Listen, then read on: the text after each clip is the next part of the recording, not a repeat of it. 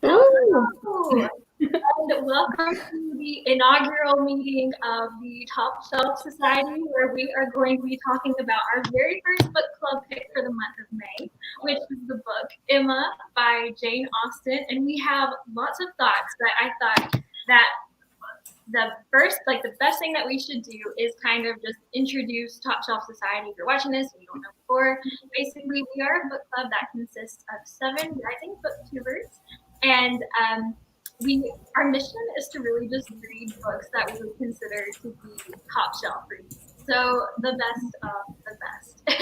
So what we're going to do now is just kind of introduce each one of us and our channel and what we do. So I'll go first, and my name is Kristin. My channel is Perks of a Book Flower, and I gush mainly about things like historical fiction, contemporary, YA middle grade, and literary fiction. So that's me. And then next we'll jump over to Sara. Hi. I'm Sara from Sara's Reading with Laura. Thanks for joining. I've been here for a while. Hi. Hi. We're just doing some introductions. So I'm Sara from Sara's Reading Nook, and I have a cat named Olivia, and we just read books and talk about them. And I mean, yeah. That's me too. That's me too. So yeah, next we have Ysenia. So hi, my name is Ysenia. My channel name is Ysenia. And I kind of just read books and talk about them too. I'm not really a channel that's focused on a certain genre or anything like that, but now I am going to be primarily focusing on reviews. So I plan on doing reviews for middle grade, young adult, and adult. So yeah, I'm excited about that. Awesome. Okay. And then next we will jump into Laura. Hi, I'm Laura. I recently started my channel, so around like December, January. I'm the same as everyone else. I read everything. I don't really focus on a certain genre, but I read, I guess, contemporary fiction for the most part, but with other things mixed in. And I'm currently living in South Korea, so it's early in the morning here, Sunday morning. And It's 6 or 7. yeah, I'm really excited to be part of this. Laura, how early is it for you? It's really early, right? It's 6 a.m. Okay. It's okay. Yeah, it's daylight. I'm like, that's daylight. so really early. And I actually wake up early anyway, so it's I'm a morning person. So Well, I really admire your dedication. Thank you for getting up so early. Thank you. Have a few comments, so I'm going to stop and just say hello to Elise and Scrap Paper Scribbler, Leanne, and Julia, and the Library of Alexandria. She says, is this like the final? Yes. Yes. I actually recommended that as our name when we were talking about names. That is the first thing I thought of was the Finest in the Club. All right. I would agree. Yeah, we try to read the finest books of them all. So yeah, good one. All right, let's hop into Angela. Hi, I'm Angela of the channel Angela Rose Reads, and I'm new too. I had to put a little pause to finish school for the semester, but now I'm got a couple more days left and I'm back, and I like to read everything. I like nonfiction, magical realism, fantasy, mystery thriller. Same as everybody, pretty much any genre is fantastic. So. Yeah, I'm excited because you said you're going to start doing some more vlogs on your channel too. Yes, I'm gonna do that because pretty much isn't that the point? We're all just trying to talk to each other about our thoughts. So I figure that's the best way is just jump in and be like, so this just happened. Let me talk about it. Yeah, I love vlogs, but they take so much out of me sometimes. I don't know. Okay, and then lastly we have Stephanie. Hey, I'm Stephanie. My channel is Stephanie's Bookverse, and I read mostly fantasy books. I do jump into other stuff as well, but I say predominantly fantasy, I guess. Yeah. And then we do have one member who is not able to join this live show because StreamYard has a limit of 6, so she graciously backed out for this one. But that is Stephanie from A Garden of Ink. She's so nice and lovely, and you'll get to see her in our show, so that's good. Also, just to give a little bit more shout outs, hello. Hi, everyone. We're excited that you're all here. Glad that you're here. And yes, we love fantasy too. And hello. All right. So happy you're here. I think that covers our main introductions. This is Top Shelf Society. The members can look it up. So now we're gonna jump into our very first book. Like I said, Jim can't join. That's hilarious. I just saw that too. Yeah, I love it. Sorry, Jim. Man, I'm gonna watch The Office after this. all right. So Emma, I thought that we could start off with just a synopsis for anyone who doesn't know, or just to kind of put it out there. Basically, this book is about a girl named Emma who likes to play matchmaker and ends up causing a lot of drama, kind of some unintended incidents occur based off of her poor matchmaking ability for the most part. So what we're gonna at the end of our show say our full thoughts on the book, but I thought it would be fun to start off and just do a Hogwarts house sorting for the characters. It'd be a good way to talk about different characters and then also decide what house would go best for them. So to start off, let's talk about Emma. What do you guys think about Emma? Oh, Slytherin, no. Oh my gosh. Come on. She's a total Slytherin. Does anyone like Emma? Would you be friends with Emma? I like Emma. I'm friends with her. Okay, yeah. I would be friends with Emma. Totally. I'd be acquainted with her. Yeah. And I don't think I'd let her know about my love life at all. But Oh, no. So someone to share a reason why they don't like Emma. There's lots of reasons why we might not like her. Right? Well, I feel like we all know an Emma. Scrap paper yeah, scribble. I think it's in. Oh. yeah, we all know it. Okay, so I don't know if anyone. Sorry, I don't know if anyone else.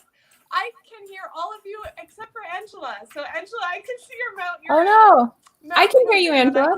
Angela. Hello. Testing. Okay. Okay. All right. Yeah, just Did anyone else then. hear that clicking? No, I don't know. What Yeah, it I is. hear it It's a glitch. clicking. I can hear Okay. everyone else. It's okay. I don't have much to contribute. We're fine. We're good. No. I think I can. Can you hear her, Eric, Angela? Yeah, they can hear you from the YouTube side. So Yeah, I think everyone else can hear you. Weird. It's just Yeah. me. I don't know I'm what. sorry. I don't know. oh, weird. would you say definitely Emma is not a Hufflepuff? No. Oh, I think she's a Gryffindor. No. God. So I think one of the reasons why I just couldn't like Emma was because of how condescending I felt like her behavior was. I think that she, the way that she thought that she was better than, I really better than Harriet, and the way that she showed that, I don't know, it just was Yeah.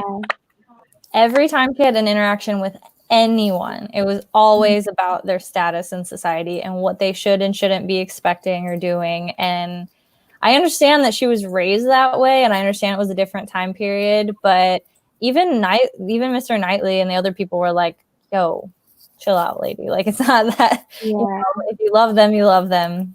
And it's so much worse whenever you see the destruction that it causes for poor Harriet too. The fact that she genuinely likes that guy, and then just Emma's opinion kind of ruined it. So obviously we would say that Emma can be kind of condescending. We know that by the end of the book she kind of grows out of she changes a little bit. It's very slight. But do you think that redeems her? I don't know. I don't think so. I wouldn't say it necessarily redeemed her, because I do think that, we'll get into the spoiler part at the end, so I don't want to say anything now, but I think the fact that she had other distractions by the end of the book kind of eased her way into how she felt about how things played out with specific other characters. So I wouldn't say herself like she changed per se.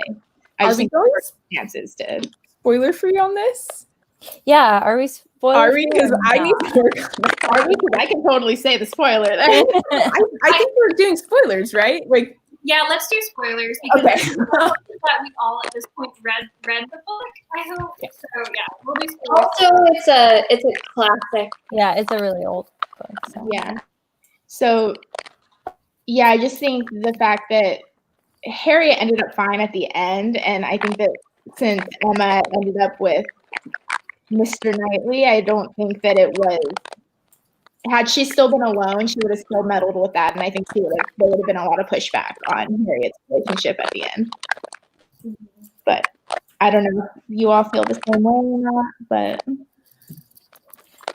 I think that, like, so I had mentioned this before, that I feel that, and they brought it up, that Emma and Frank Churchill are pretty actually similar characters. And I think I stand by, I think that they're both Slytherins. And like, I agree with what you were saying, Stephanie, about like Gryffindor. I can see that too. But the reason why I say Slytherins is because they're more like secretly conniving. And that's like what they get joy out of. And as she was even saying, like when he was amused that they were tricking everyone, she's like, it's okay. I would probably have felt the same way. And she said that I think there's a little likeness between us. If not in our dispositions, there's a likeness in our destiny, which bids fair to connect us with two characters so much superior to our own. And I mean, I know that's a compliment to the people that they end up with, but at the same time, like I feel like even they acknowledge that in the end, they both like that like secret conniving, being behind each other's backs and trying to get what they want and also not have bad things. You know what I mean? I don't know. I just feel like that maybe I'm prejudiced, but I think Slytherins usually like the conniving stuff. yeah. So we're thinking that Emma could probably be a Slytherin. I'm sticking with Gryffindor. I totally get what you guys say, but I feel like Emma has so much better intentions than Frank does. I feel like what he does is so much more selfish. Like he wouldn't even come visit his dad until the girl that he liked went there. Like he was lying, like flat out lying. He'd say bad things about her and badmouth her behind her back to Emma. And I was like, no, like that's just selfish reasons. Emma actually, I feel like I didn't like her, but I feel like she actually wanted her friends to be happy and to have matches that they liked. And I feel like a lot of Gryffindor qualities are that you do what you feel is right, even if other people don't think it's right. And she obviously wasn't listening to other people, and she just kind of did what she thought was the best anyway. So that's kind of how I threw her in there. Yeah, I actually completely agree with you. I placed her as a Gryffindor like immediately too. Yeah. Yes. There's like a little slight Slytherin in her, but I agree that she had good intentions, even though we didn't really agree with them. But No, but yeah. I'd say she's a Gryffindor. But she only had good intentions for people that she liked. Like Robert Martin, she was like, dude, you're too low. We're not gonna, like she only had good intentions for people that she liked. Sorry everyone, I can't hear any of you very well now, and I'm just trying to sort it out. But anyway, I'll try to participate best that I can, and I'm sorry if I repeat anything that's already been said. It's okay. Okay. So should we put it to a vote to see if we think she's more Slytherin or more Gryffindor? Yeah. Yeah. You guys can throw in your guesses over in the comments too. I think she's a Ravenclaw, but I just missed the whole conversation. I think she's a Ravenclaw. Tell us why. Why do you? I'll just quickly weigh in with that, and then I'll let you go. Because she's very intelligent, even though you wouldn't think so, because she's such an airhead. She doesn't pick up on anything, but she is quite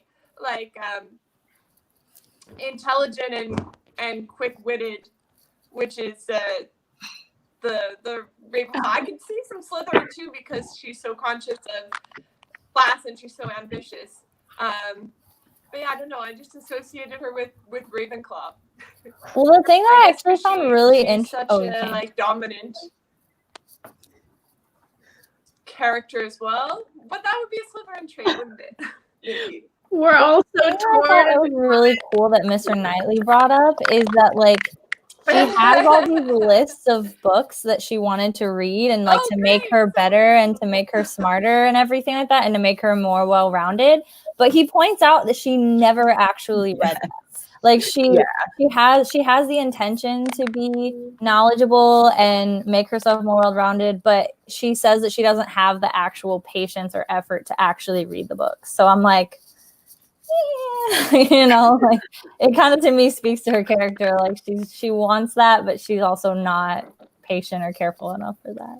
Yeah. So I started off and I was definitely thinking that she was Slytherin, but now I'm 100% Gryffindor because I think that she kind of went head first into what it was that she thought was the best. I don't think that she considered her actions analytically like a Ravenclaw would.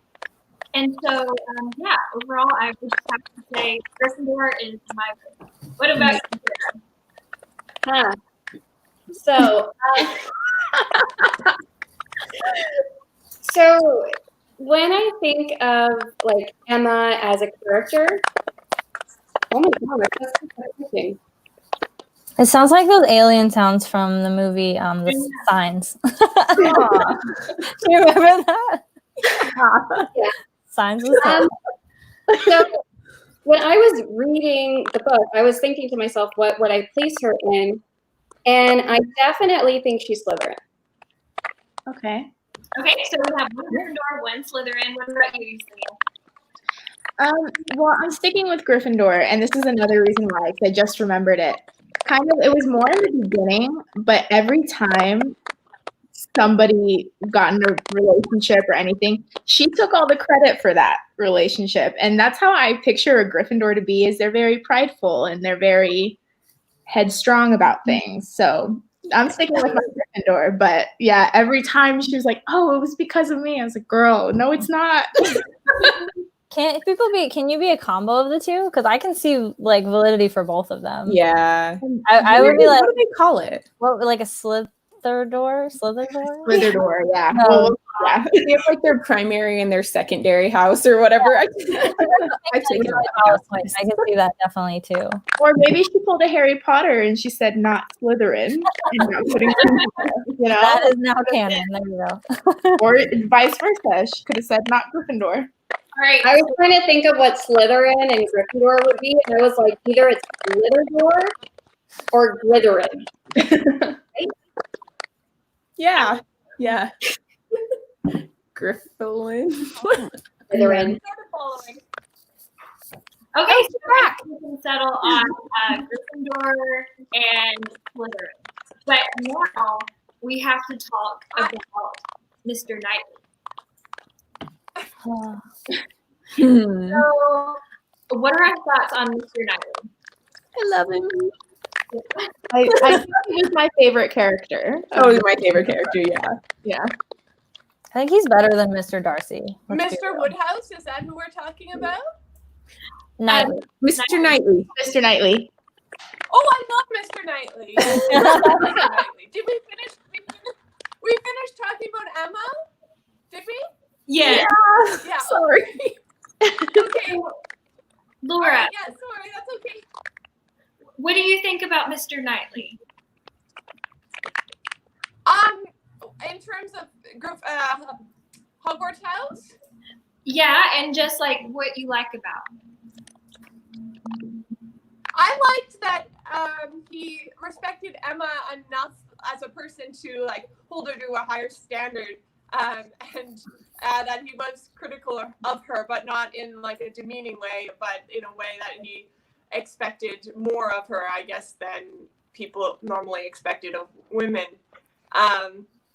in the day. So yeah, I thought I think he would be a Gryffindor in my mind, because he's not afraid to be a little bit different. He's definitely also like a match for Emma in terms of her like domineering personality, and yeah, he's just a very forthright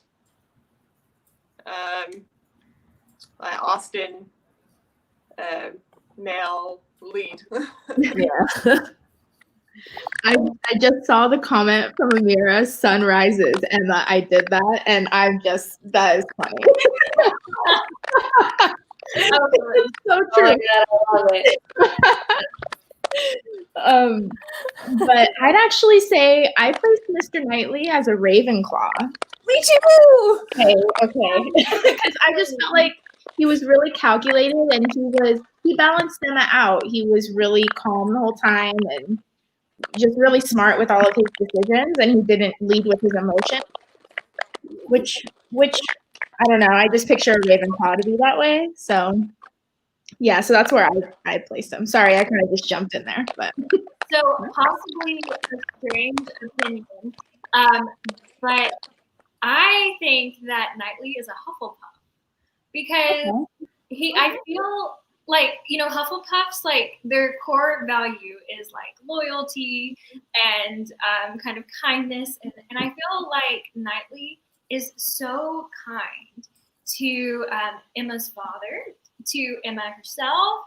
I think that the core of everything that he does is out of kindness when you think about how he treated Jane throughout the story and like was so considerate towards her.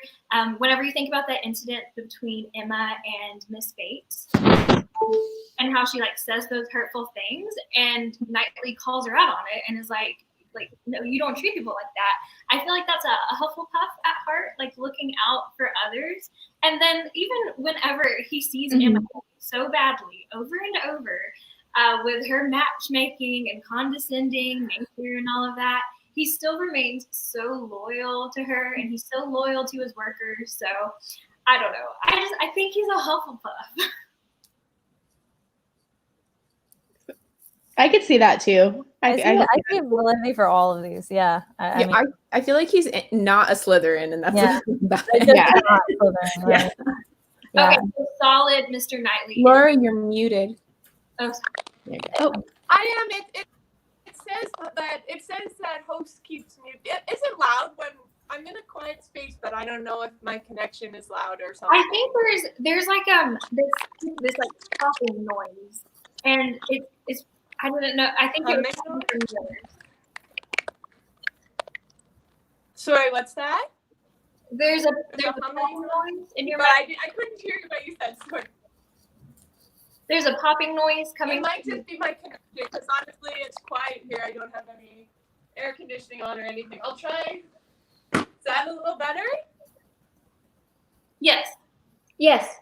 Yeah. All right, so we got a comment. Okay. I think loyalty is a big thing for sure. He stands by his values and the people he owes his respect to. So another person thinks he could be a Hufflepuff. That's awesome. I really agree with him being a Hufflepuff. Well, you don't have to post mine. I'm just like interacting with people. Yours? Yeah. And I was like, I recognize them. So I'm saying that Knightley is either like a Hufflepuff or what's the other one? Like Ravenclaw and Gryffindor too, yeah. Ravenclaw, Gryffindor, yeah.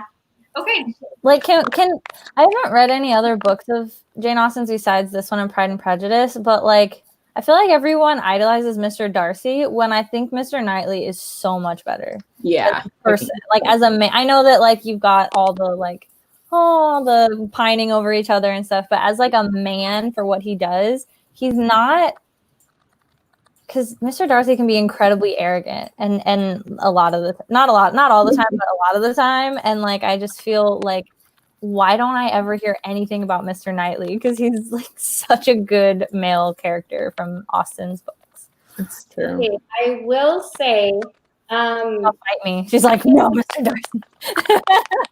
I will say reading like the book, I was the most excited to read Mr. Knightley's parts. Yeah. Yeah.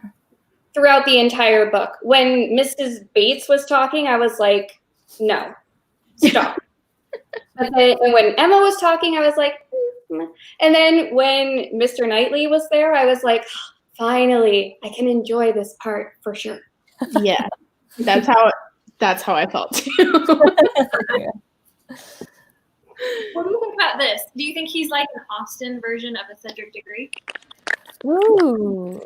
I don't know, because I like Cedric Diggory in the books, but then I really did not like him in the movie, so it kind of has tainted my love of Cedric Diggory, unfortunately. Oh, that's bad. So, I don't.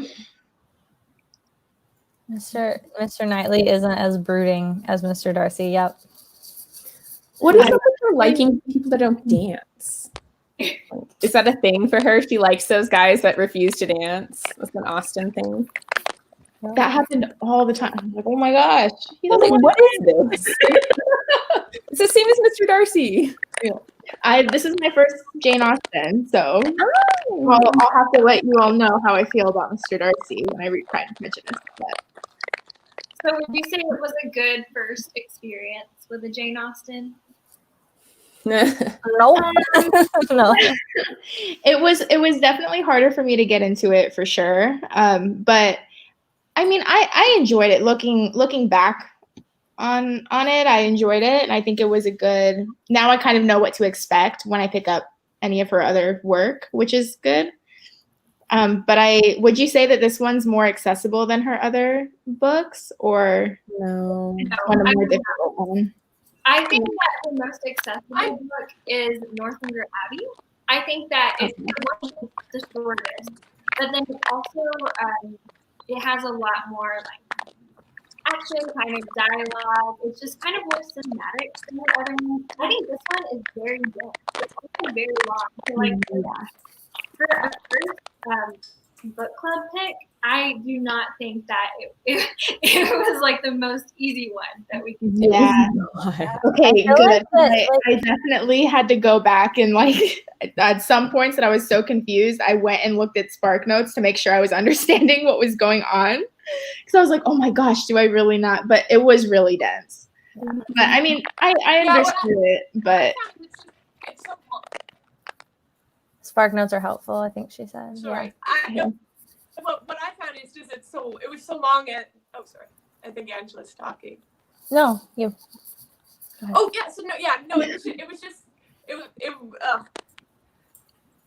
it was quite long, and what I tended to get confused with the different estates and the different cast of characters. So it was nice to just like to have a list of characters and those Hatfield, Randalls, and Donwell Abbey to write those down and keep them straight in your head. I guess that would be the only thing that I found, but that's very common with Austen plots.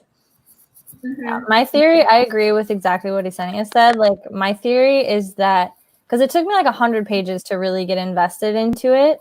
And I think overall, the reason why we look back on it more fondly than when we were reading it necessarily is because there was so much day-to-day things that happened that it really did build up your understanding of like the world, the characters, how they all behave. But reading it was like, I feel like she could have cut like 100 pages and it would have been At least. yeah. Like I'm like, Yeah. it helped and it makes us like be more invested in understanding. But at the same time, like you did not need all of it, like a good chunk of that. Yeah. So I agree.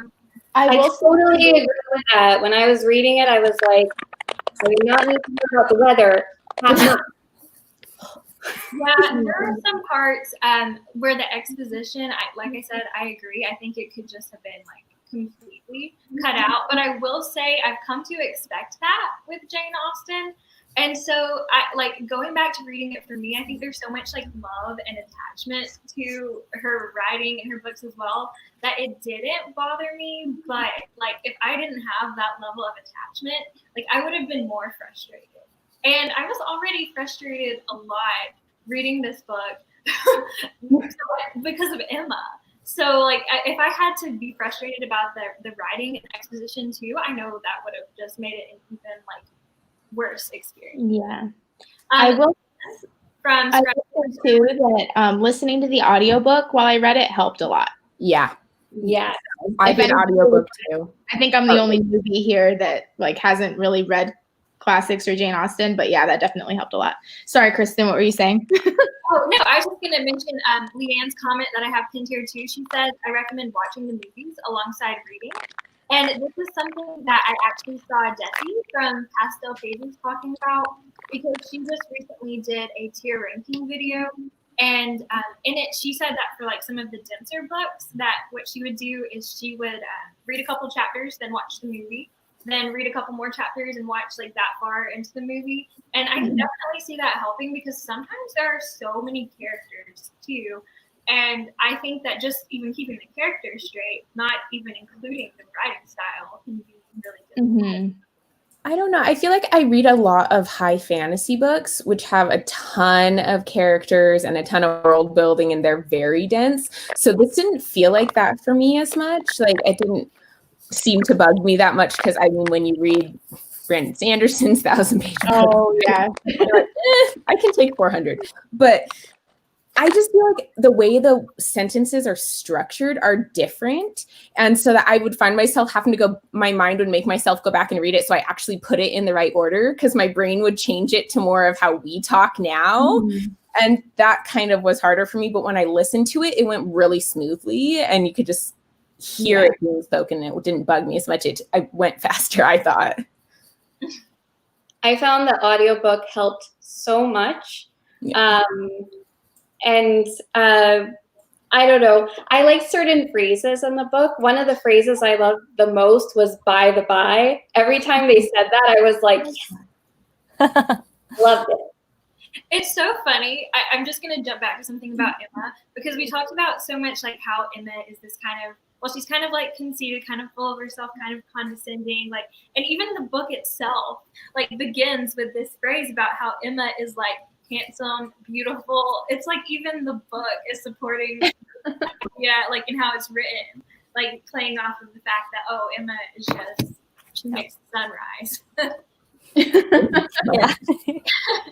Okay, so for our sorting, I think we agreed that Emma was a combination of either like a Slytherin and a Gryffindor. And we were kind of across the board as to whether Knightley was either, what was it, Hufflepuff, Gryffindor, or Ravenclaw, any of those. So I think maybe we have time for one more to rank before we do our final thoughts on the book. Is that good? Why don't we just like throw out where we think they're at and not give our reasons for like the rest of the characters? Just like throw it out there and see where it goes. Okay. Yeah, like we'll do like a rapid fire. Okay. All right. So next I have Harriet Smith. So Emma's friend that she tries to matchmake. Hufflepuff. Yeah. Good. She was so loyal to Emma the whole time. She was Almost the whole time. I know. Oh, poor girl. Such a pure soul. I love that. I'm so sorry. Oh, good. Okay. Sorry, I've been trying to jump in for a while now. Is there still a hum in my background? Is that why? Because I can't jump into the conversation stuff when I'm muted. I think. So can we leave me unmuted, or is?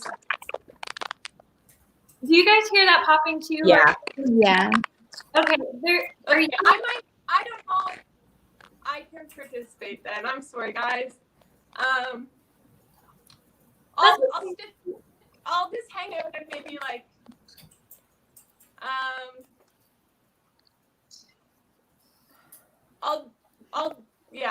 or maybe I'll come in and come back out and see if that doesn't help. Yeah, do that. Okay. So while we wait, we said Harriet, we're like unanimously Hufflepuff. So Mr. Elton. Oh, Slytherin. Yeah, definitely Slytherin. He's so conniving. He's just a little slimy. I don't like him. Yeah, he so slimy. Yeah.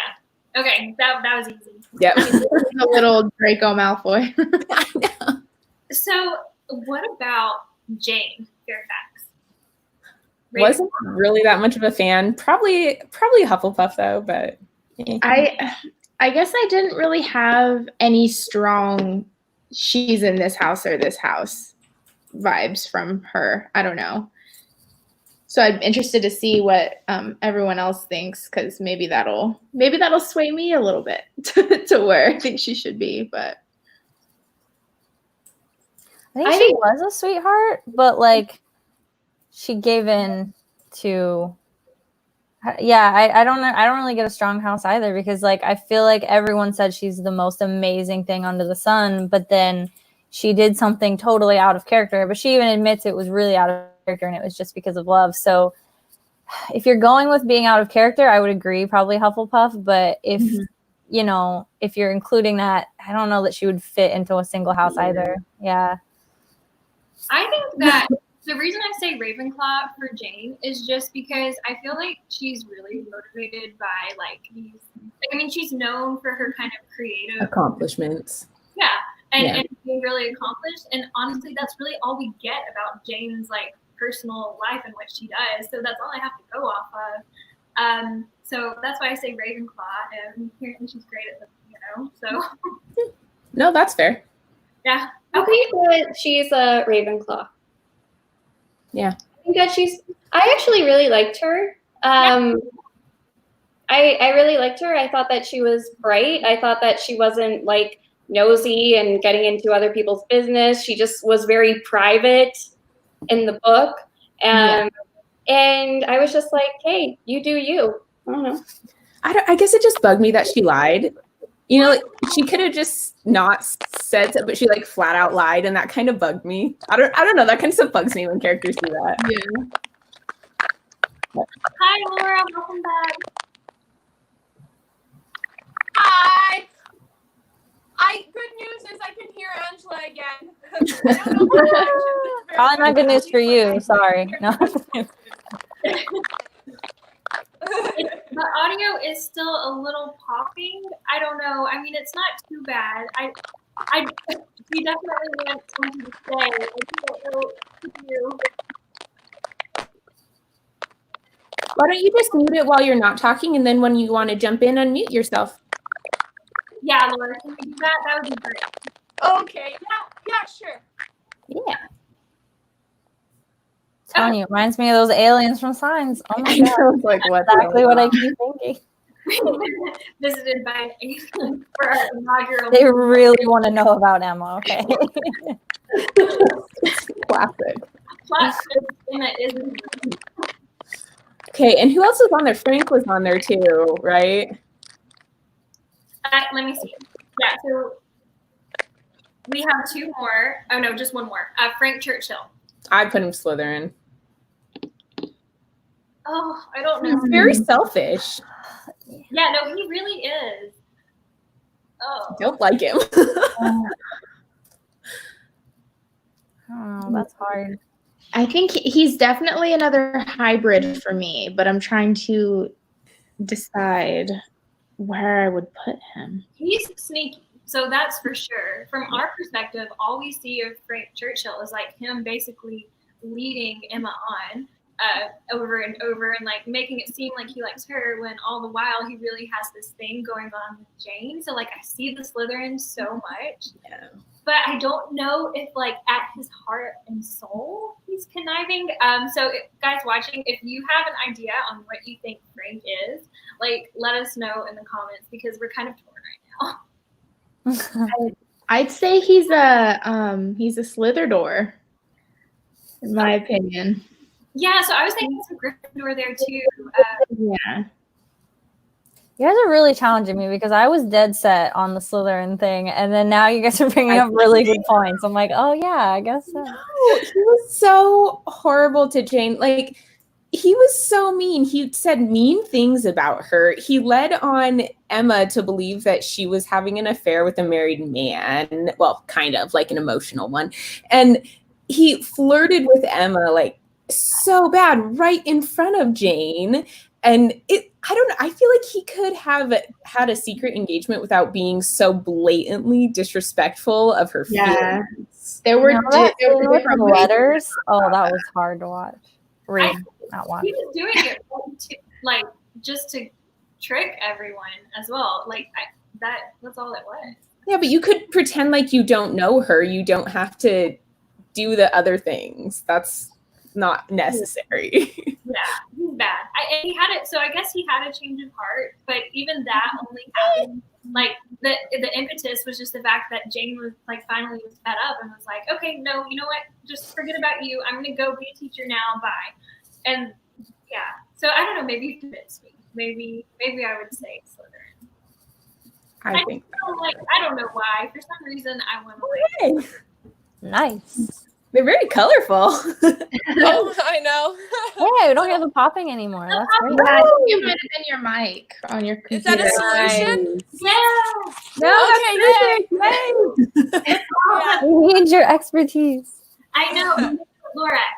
We were talking about Frank Churchill. What do you think? Oh, Frank Churchill. He's the little of the slime ball. Yeah. Okay, Slytherin. Thank you. Oh, thank you. You know what? One of the saddest parts of Emma is that Jane Fairfax ends up with Frank Churchill. She doesn't deserve that. No. Well, I don't know. He could also just be a little bit immature. I think it's easy for Emma's only like 2021, and so I don't know. He just seems like a kind of frat boy, sort of. I don't know. I didn't like Frank Churchill, and he was manipulative. Like he lied to everybody about being interested in Emma, and so that he could have a chance to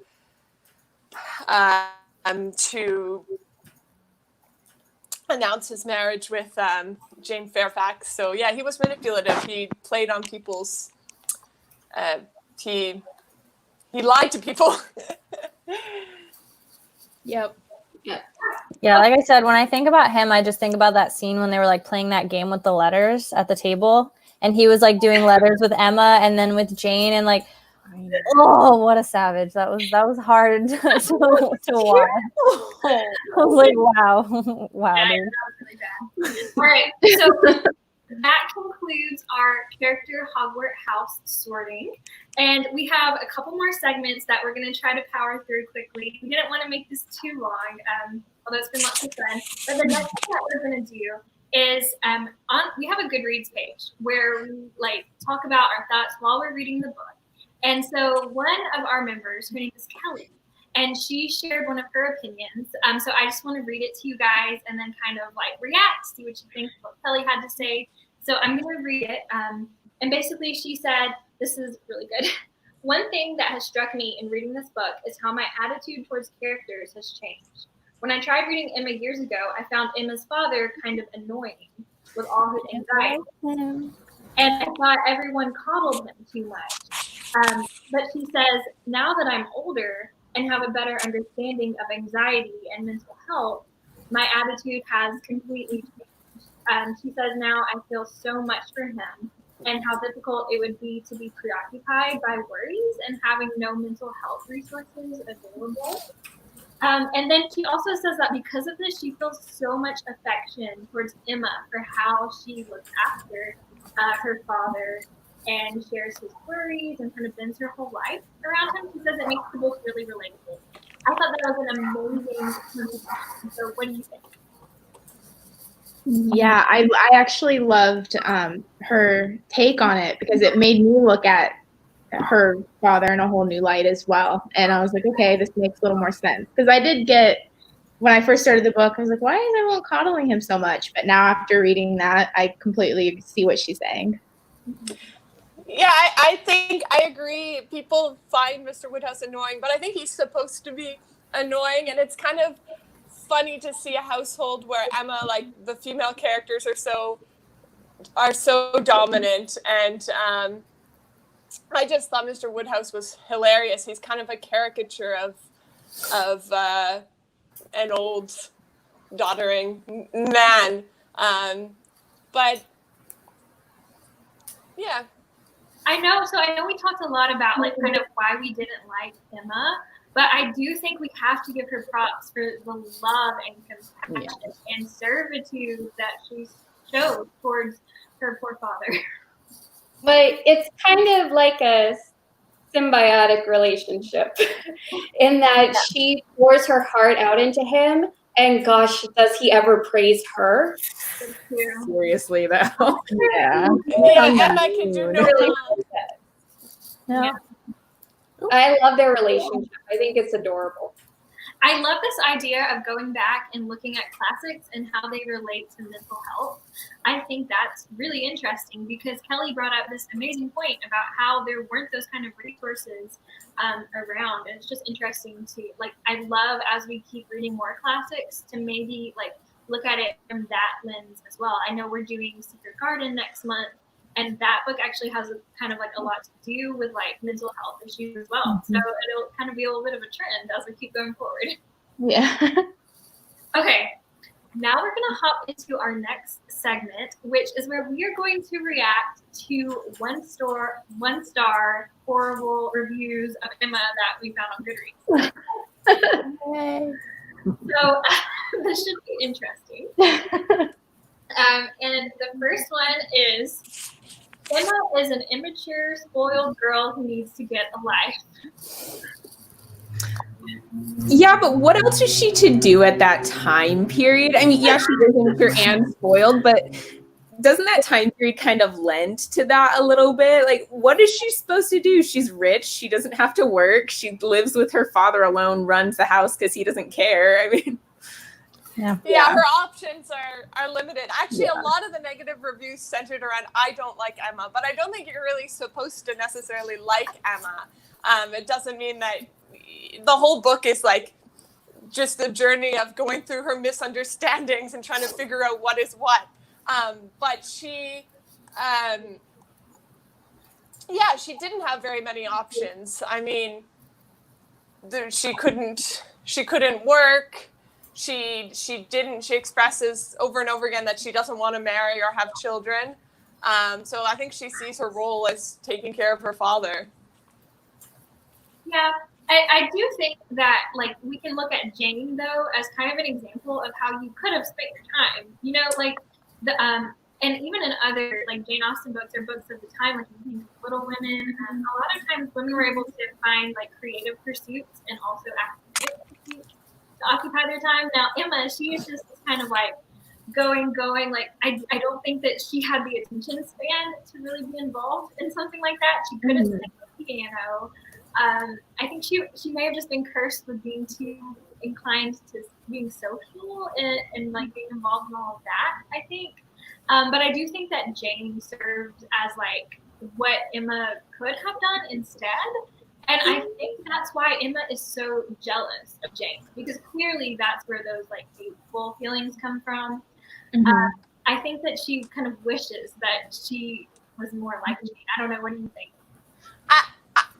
I think that Mr. Knightley's criticism of her is that she can't sit down and invest herself, and she intends to read all of these novels but never really follows through on them. And I think there was an idea of the perfect disposition for a woman to have, and that was someone who was reserved and who was into some of these quieter like hobbies like painting.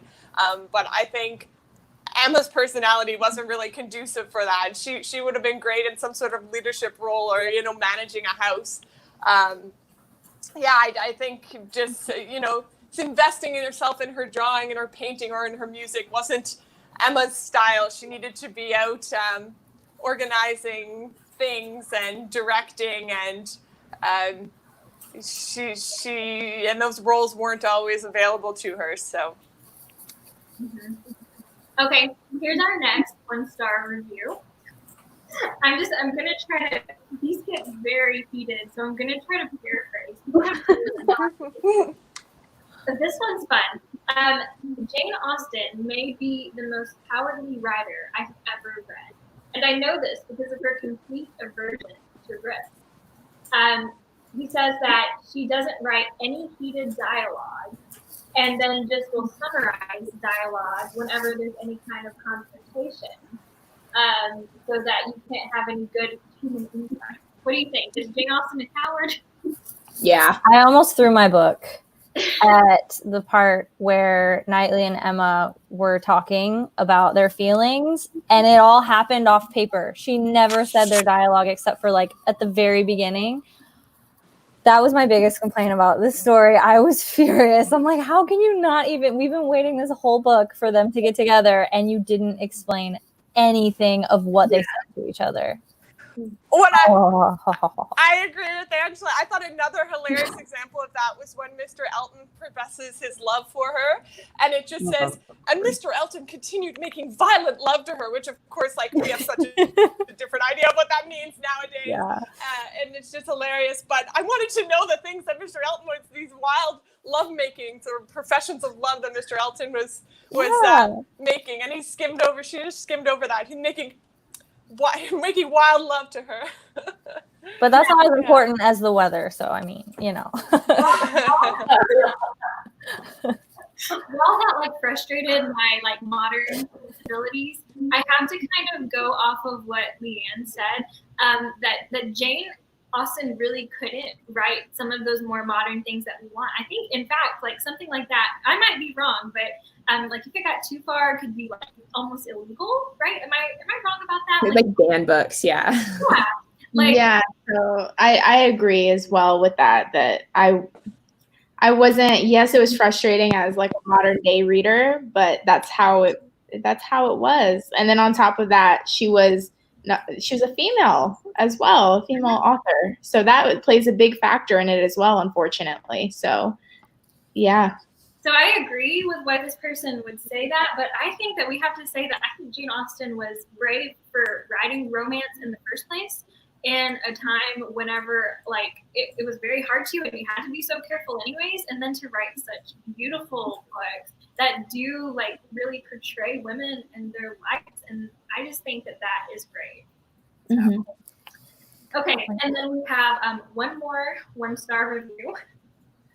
I hate to say this about Miss Austen's work, but this is one of the most tiresome, tedious books I've ever read. My advice? Just watch Clueless with Alicia Silverstone. Yes. Did Sara write this review? That's Sarah's. I feel like I wrote that review. That's Oh my gosh, I agree. my review. Yeah. Of the book.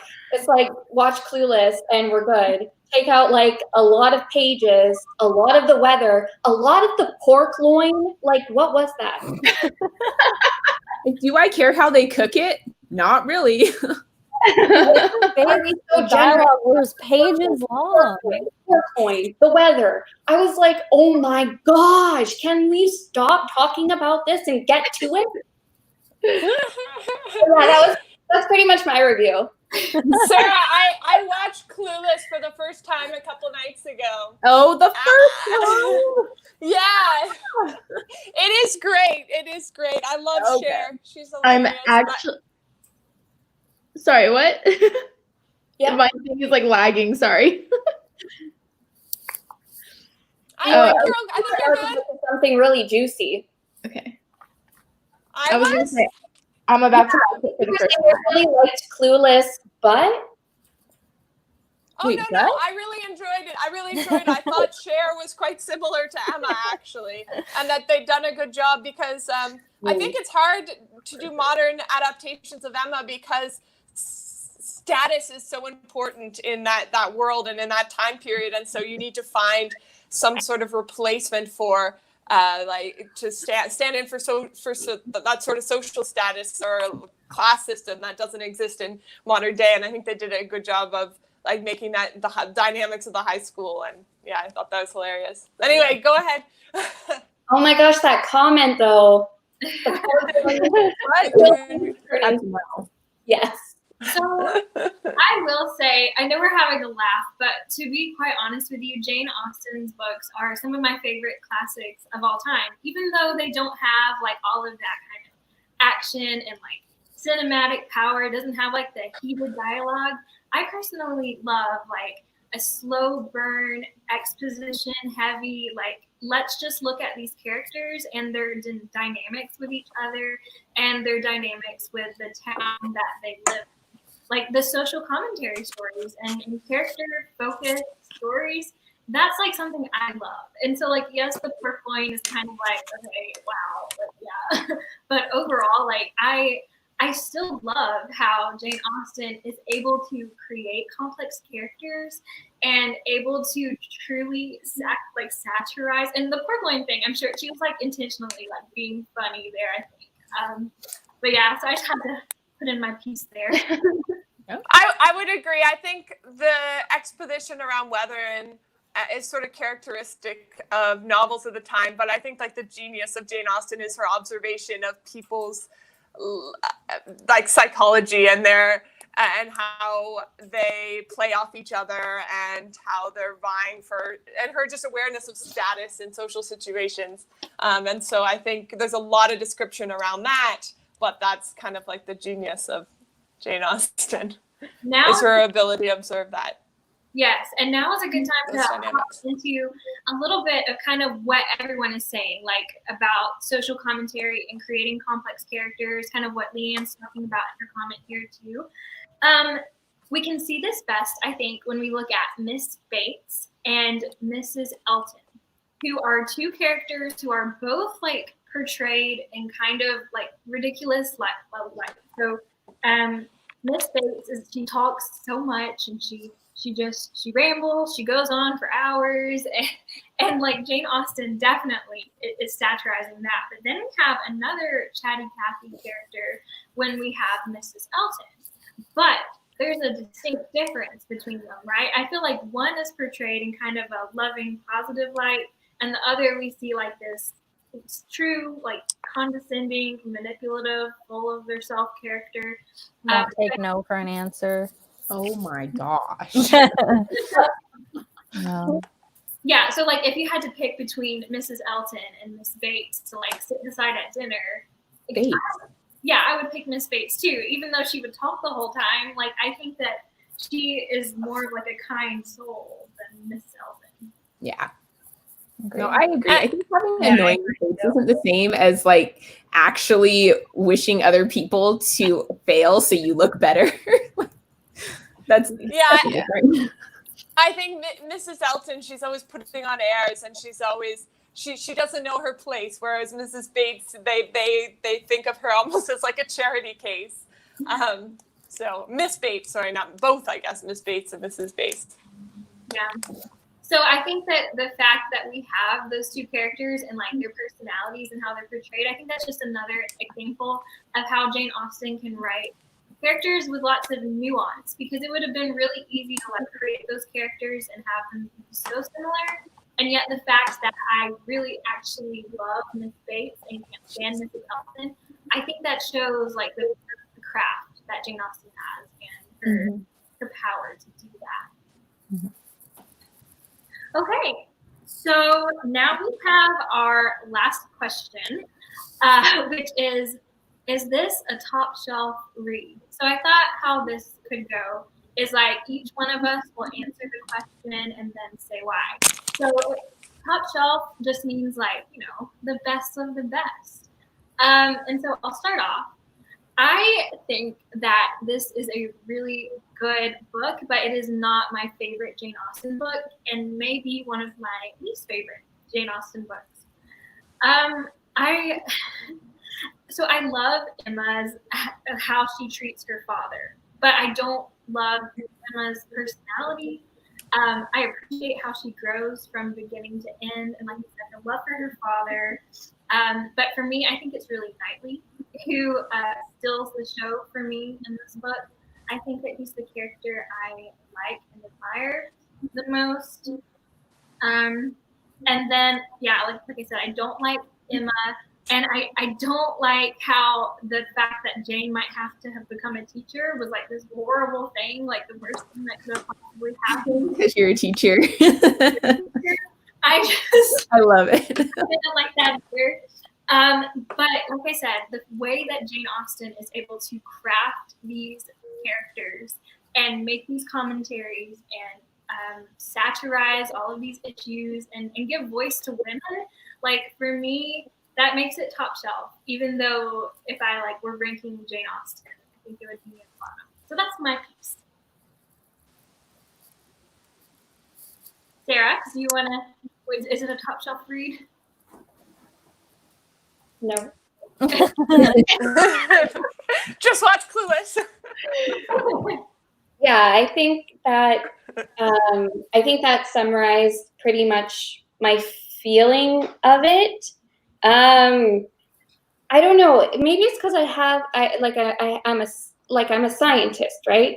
So I'm just like, get to the point and let's go. Like, it just was sort of like so much of the book to me were just like situations that I avoid with like all of my powers within me, like being at events, sort of, do you know what I mean?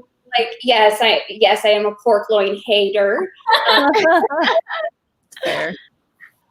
And I actually do like some books that have, that are quite lengthy. Charles Dickens is my favorite author. So there is a part of me but it was just too much about the weather, too much about the pork loin, and too much Miss Bates.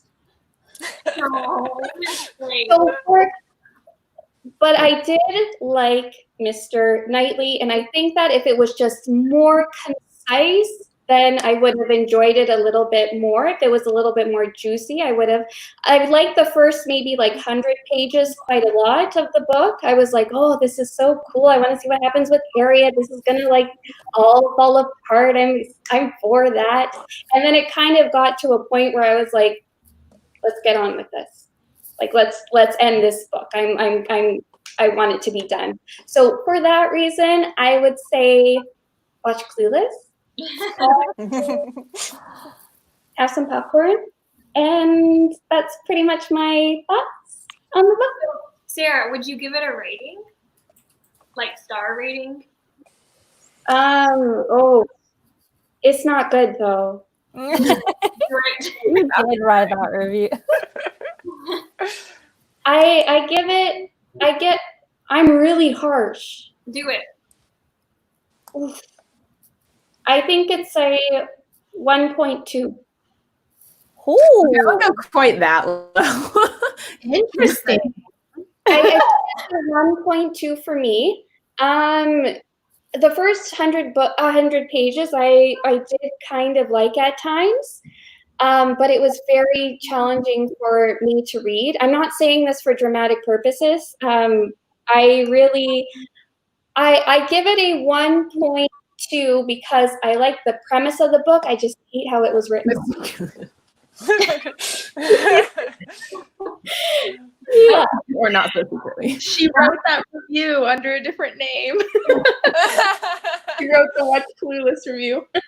Oh man, Sarah, I really hope you like The Secret Garden more. I think you will. I've already read it and I love it. So. Good. I didn't say, but I give it 4 stars. Okay. Yeah. So okay, now let's do Ysenia. Okay, so I actually agree with Sarah a lot. The pacing, keep in mind, I'm saying this from the perspective of someone who is not very familiar with classics nor with Jane Austen. The pacing just seemed really off to me at times.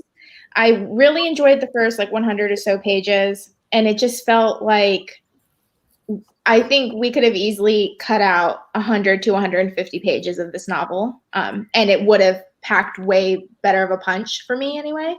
But I'm sticking with a 2.5 out of 5.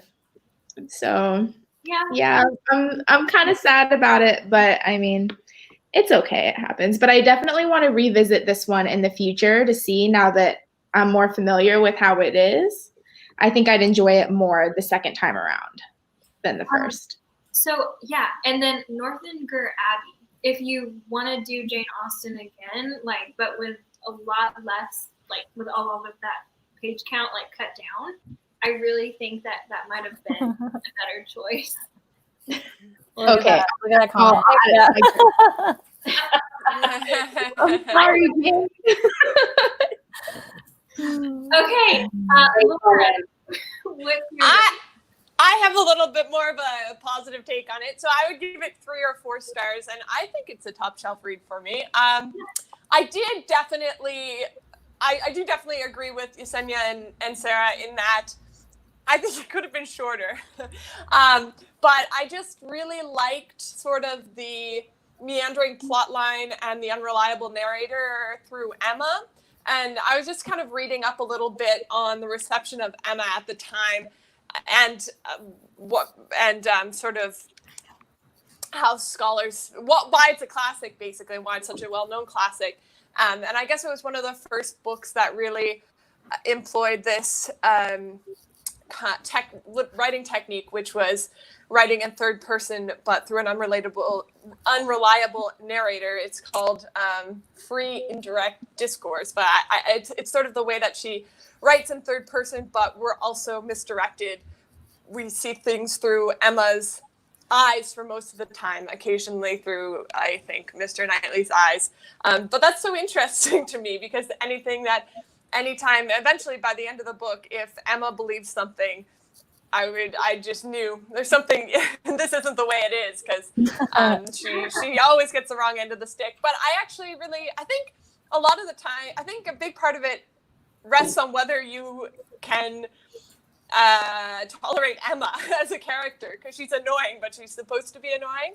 And I thought her flaws were interesting, and I thought it was interesting to have such an intelligent character who was also so clueless, who was also so just reading about Emma was comedic, but also I think she was well observed. Like, I know people like Emma in the real world. And of course, Mr. Knightley also stole my heart. I really loved Mr. Knightley. So I enjoyed Emma. I think I'm going to stick with 3 stars because it did drag a little bit. It was quite a long novel, but yeah. Amira says, I feel like in general, the pacing in Austen's books are sort of like, okay, stuff happens at the start and the middle drags on and everything happens in the last 20 to 30 pages. Would you kind of agree with that? Yeah. I would agree with that. Yes, the last 20 to 30 pages is so jarring to me. So I was like, whoa, boom, boom, boom, all this stuff is happening. What is going on? What happened to the pork loins? Yeah. Okay, Angela, what do you think? So I've mentioned it before, but I feel like a big factor in, I mean, this is common sense, but in your enjoyment and review of a book is where you are at mentally and emotionally and sometimes physically when you read it. And I have to say, having been, obviously we're all like in lockdown for months and been doing work or school constantly, not having a lot, I actually ended up really enjoying Emma and loving it. It was a little escape. I really loved getting to go into this world of Jane Austen where like, okay, let's go for a walk outside, oh, it's raining, don't go right now. Like it was just, you got to get to know the characters, and I'm a character driven reader. So I enjoyed that. And I agree that like Jane Austen has really good mastery of characters and situations. I also agree with what everyone's been saying that like you should cut out so much, and that, it can be long-winded. It took me like 100 pages to get into it. But when I did, I would pick it up and I would just feel like I was back, like in what you would picture the world of Jane Austen. And so for me, that was really enjoyable. And even though it wasn't perfect and I would change the pacing and I would change certain things, like I look back on it really fondly, and I would give it, like, consider it a top shelf read. I think I did give it like a 4 stars because it just has good feelings. It was a nice escape and a nice cozy world to go into with hilarious characters and situations. It is quite an escapist book, isn't it? It's such a simple world where, you just wake up and pay visits to your neighbors and decide, what dress you're wearing to the ball, and yeah. Yeah, especially during these times, like I just found I agree with everything you said, Angela, the escapism and just the comfort of being somewhere where it's simple. And you actually showed us there's a Jane Austen ASMR. The one that you shared with us, I put that on, and like just that whole experience of having that ASMR on the TV with like the sounds and people walking outside and the ticking clock and stuff, like, yeah, just what you were saying. I didn't mean to cut you off. Keep talking. Sorry. I thought you were done. I was about to start rambling, so thank you for cutting me off. And then Stephanie, what did you think? Well, I don't think it's a top shelf read for me, mostly because I feel like she's done better. It's not that I don't think it's a good book for its time. I just feel like I've read others by her that I think she did, like, she wrote better. I like the characters better and I enjoyed better. So I think that's mainly my thing, is like, she's done better. And so I feel like that's why I wouldn't put it at a top shelf. Not that I actually didn't enjoy it. It took me a while to get into it because it was kind of slow paced, but I do really enjoy character driven books. And I don't mind when not a lot is happening, honestly. I can sit there and do it. But I felt like once I started listening to the audiobook and I turn it on like triple time, then I could just go for a walk and listen to it. And all the extra stuff that was in there, like the ramblings and stuff, it kind of like you heard it and you got it, but it wasn't something that bugged you because I was on a walk and I was listening to it while I was doing that. So I feel like that really increased my enjoyment. Like, it was looking like I was not going to like it. And then it just went way up after that. Like, okay, yeah. It does, you're right. It does take about 100 pages to get into the prose style. And then you're just into the rhythm of the way that she writes and the way that she describes people's thought process and their posturing. What I amazing. What I find interesting is that I'm hearing like it takes 100 pages or so to get into it. Those were my favorite pages, and then it, yeah. I find that so interesting. Huh. Yeah, so I will say Pride and Prejudice and Northanger Abbey, I think, have a lot, like, not as many pacing issues. Yeah. Okay. I asked the people in the chat what they think, if they think it's a top shelf read. So far, Danie's thought says yes. Oh, okay. Let's see. She thinks all of them are. Yeah. My judgment went out the window there. With that, I think all of her books are special because of her ability to write these characters and their interactions and make commentary on society and empower women. So, but yeah, like I said, this one would probably be right above Mansfield Park and like my least favorite. So, the haters got a point. Leanne, yes, I side with that. Okay, so we're a house divided today. That's okay. I think that covers everything. So the last thing that we want to do is just kind of plug our next show. So next month, our book club pick is going to be The Secret Garden by Frances Hodgson Burnett. Our live show is going to be Saturday, June 27th at 5 p.m. EST. So basically the last Saturday of June, same time now. As of now, it's going to be on my channel again like it was today. If that changes, we'll let you know on Twitter. And then the last thing is we want you to be involved in picking out our book for July. So we have a couple options. So as soon as this video has published, I'm going to add a pinned comment, or in the description box, I'll add a link where you can go vote for our July book. Yay. So this has been so fun. We're so glad that you guys joined us, and then my top shelf people. This has just been so fun. Yeah, thank you so much. It was a great time. Yeah, thank you so much, Kristin. You did a lot of the organizing, and thank you so much to everyone else who contributed, and for everyone who's watching too. Yeah, thank you for everyone who's watching too. I love the comments. I was just cracking up. Oh my gosh, I do. The Library of Alexandria. I need to go find you. Yeah. I know.